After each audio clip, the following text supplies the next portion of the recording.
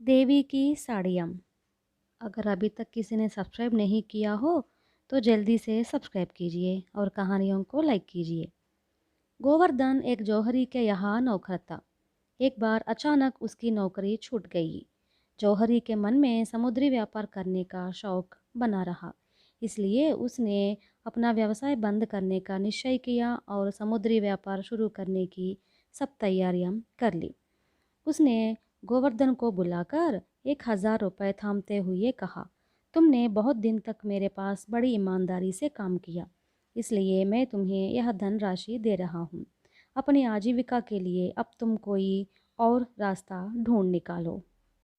गोवर्धन नौकरी छूटने के कारण दुखी हो घर लौटा। सब जानकर पत्नी गोमती ने उसे सांत्वना दी। जो कुछ हो गया सो हो गया, अब चिंता न करो। 1,000 रुपये मिले हैं ना, इस पूंजी से कोई व्यापार हम शुरू करेंगे। तुम ही बताओ कौन सा व्यापार करूं? अगर तुम भी मेरी मदद कर सको तो बहुत अच्छा होगा। गोवर्धन ने गोमती से पूछा। गोमती ने समझाया, तुम सोमपुर से अच्छी जरीदार रंगीन साड़ियाँ खरीद लाओ। कुछ सफ़ेद साड़ियाँ भी ले आना। देखना कि रंग कच्चा ना हो। मैं उन साड़ियों पर सुंदर फूल और लताएं काट दूंगी। तब वे साड़ियाँ एकदम नए प्रकार की बन जाएगी। शहर में अच्छे दाम पर ये साड़ियाँ बेची जा सकती है। पत्नी का सुझाव गोवर्धन को पसंद आया। वह सोमपुर जाकर साड़ियाँ खरीद कर लाया। गोमती ने उन पर बढ़िया कढ़ाई का काम किया। गोमती ने चाहा कि नए किस्म की इन साड़ियों के लिए कोई नया सुंदर नाम दिया जाए। उसने खूब सोचा, पर जो नाम सूझे उनमें से एक भी उसे पसंद न आया। अजी सुनो, मैं ज़रा ढंग से सोचकर इन साड़ियों के लिए एक बढ़िया नाम चुन लूँगी। तब तक तुम इन्हें शहर ले जाओ। एक नए किस्म की साड़ियाँ हाथों हाथ बिक जाएंगी। गोवर्धन साड़ियाँ लेकर शहर पहुंचा। उसकी इन साड़ियों को लोगों ने हसरत भरी निगाह से देखा, पर किसी ने साड़ी खरीदा नहीं, इस डर से कि उन पर अंकित चित्र धुलने पर मिट न जाए।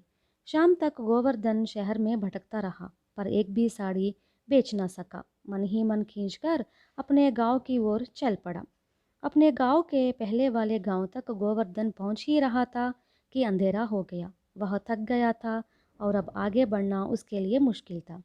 ज़रा आराम करने के विचार से पास वाले एक देवी के मंदिर के चबूतरे पर बैठ गया। लगभग आधा घंटा आराम करने के बाद गोवर्धन चबूतरे से उतर पड़ा और अपनी साड़ियों की गठरी सिर पर उठाने ही वाला था कि देवी प्रत्यक्ष हुई और उसने कहा, गठरी के अंदर बहुत अच्छी साड़ियाँ दिखाई देती है। दिखाओ, ज़रा मैं भी तो देख लूँ, देवी ने कहा। गोवर्धन ने गठरी खोल दी और देवी को एक एक साड़ी दिखाने लगा। देवी ने साड़ियों को देखते हुए कहा, देखो, मुझे यह रंग बहुत पसंद है। इसकी जरी और इस पर काड़े फूल क्या ही बढ़िया है। मैं खुश हुई इन्हें देखकर। देवी ने अपनी साड़ी के फटे आंचल को दिखाते हुए गोवर्धन से कहा, यह देखो, एक हफ्ते पहले पुजारी ने मुझे यह फटी साड़ी पहना दी है। मेरे भक्तों को कितना दुख है कि मेरे लिए अच्छे वस्त्र नहीं है। तुम्हारी इन साड़ियों को देख मुझे बड़ा संतोष हुआ। देवी जी, आप यह क्या कह रही है? भक्त लोग तो आपको बढ़िया से बढ़िया साड़ियाँ भेंट चढ़ाते रहते हैं ना? गोवर्धन ने पूछा। देवी ने समझाया, भक्त लोग जो साड़ियाँ भेंट चढ़ाते हैं उनमें से अच्छी साड़ियाँ तो पुजारी की झगड़ालू पत्नी अपने लिए रख लेती है, इसलिए पुजारी लाचार हो घटिया किस्म की साड़ियाँ मुझे पहना देते हैं। मंदिर का न्यासी पुजारी की पत्नी का रिश्तेदार है, इसलिए पुजारी पर आंधा विश्वास रखकर उसने मंदिर की सारी जिम्मेदारी पुजारी के हाथ सौंप दी है।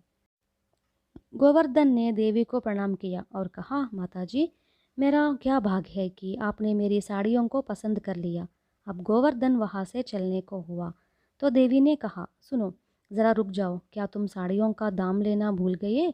तुम सुबह न्यासी के घर जाओ और कहो, देवी जी ने मुझसे 2,000 रुपये की साड़ियाँ खरीद ली है, उनका मूल्य आप दे देंगे, तुमको अपनी रकम मिल जाएगी, चिंता मत करना। इसके बाद गोवर्धन बड़ी प्रसन्नता के साथ अपने घर पहुंचा। सारा समाचार सुनकर गोमती बहुत प्रसन्न हुई। उस रात पति पत्नी जागते ही रह गए। सवेरा होते ही गोवर्धन मंदिर के न्यासी के घर पहुंचा और देवी के कथानुसार निवेदन किया।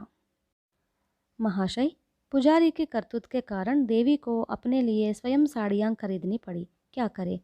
यह बात सुनकर न्यासी कुछ चिढ़ गया और तुरंत पुजारी के घर की ओर चल पड़ा।